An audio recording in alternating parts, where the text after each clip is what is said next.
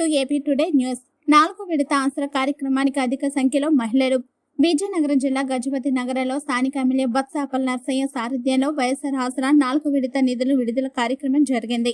గజపతి నగరం మండల స్థాయి కార్యక్రమం గజపతి నగరం కరెంట్ ఆఫీస్ దగ్గరలో కొత్తగా నిర్మాణం జరుగుతున్న బైపాస్ రోడ్డులో గల ఖాళీ స్థలంలో జరిగింది.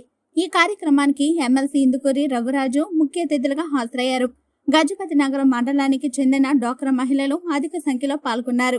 స్థానిక ఎమ్మెల్యే బొత్స అప్పలనరసయ్య మాట్లాడుతూ మహిళలకు అండగా ఉన్న ప్రభుత్వం జగన్ ప్రభుత్వం అని అన్నారు.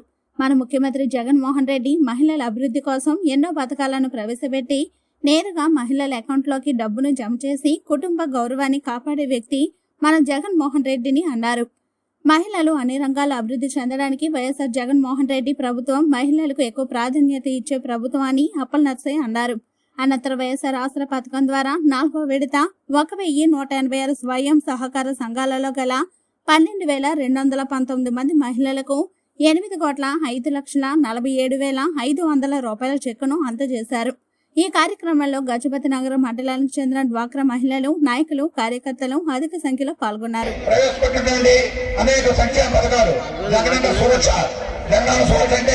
మన ఊరు వచ్చి డాక్టర్లు ఇంటింటికి వచ్చి మీకు జాబులు వేయండి.